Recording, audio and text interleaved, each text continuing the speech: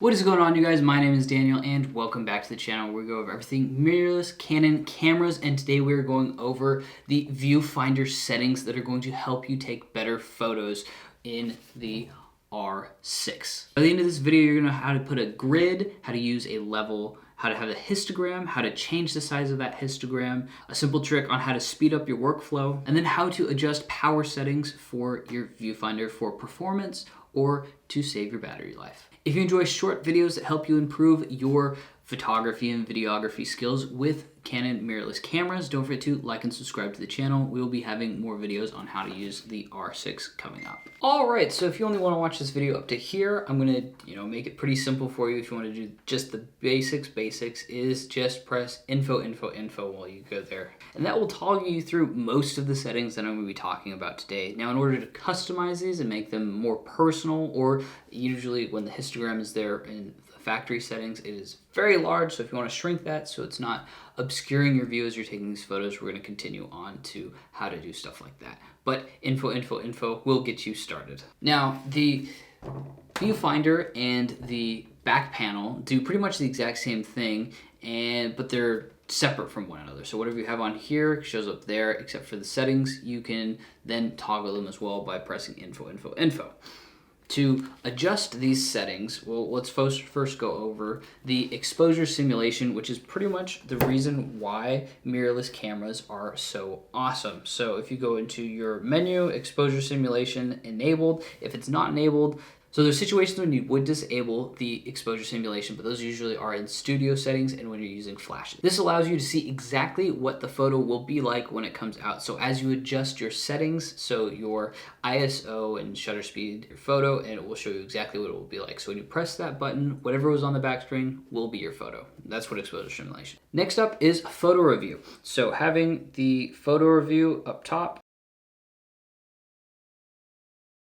and this is all under the red camera number 7. The photo image review allows you to review the photo inside the viewfinder. It's normally set to disabled, but if you don't want to pull your face away to be able to review your photos every time, this is how you do that. Next, in order to customize these settings that show up inside your viewfinder when you press info, you come down to shooting info display.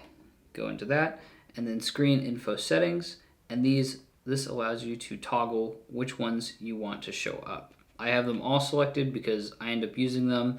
If I was to take one off, it would probably be number 5 because I never go into that larger screen because all the information is already there. That was more of a DSLR function. Then you can come down here to the grid and you can set it to whatever you want, off or the 3x3.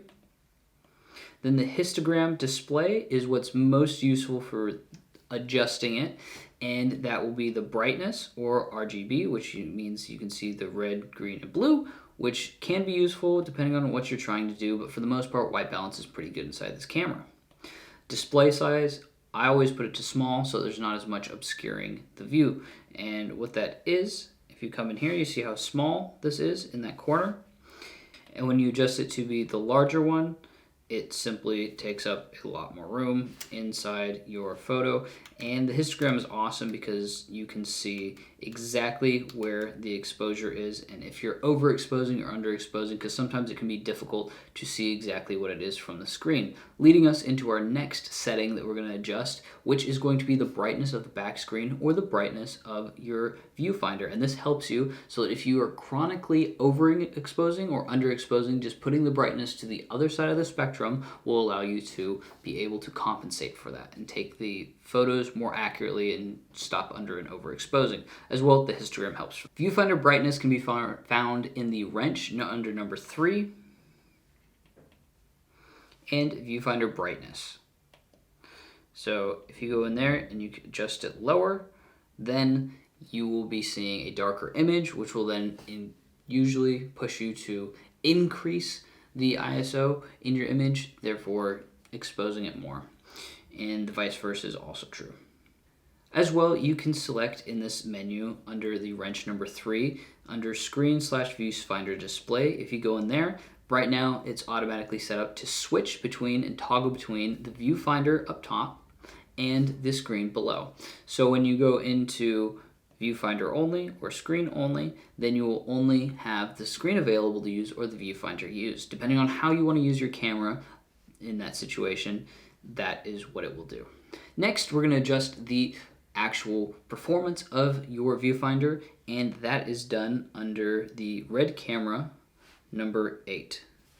So when you go into there, display performance, you have a power saving mode and a smooth mode. Now what this does is increases the refresh rate on your viewfinder, and this will allow you to see more accurately during sports and stuff like that. Not very useful for a studio, but is very, very useful for sports. I'm not exactly sure what they were. I know 60 hertz was the max on the R. I'm not sure what this one was. And then the last thing, like I promised, a little bit of just helping your workflow. When you are taking photos, what you can do, so all you have to do is press this button right there, and that will allow you to use this joystick to move around the focus point, and as well you can use this top one to move it left and right.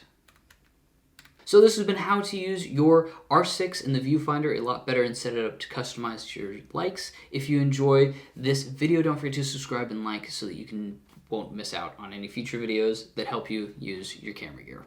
Thank you for watching. Take care.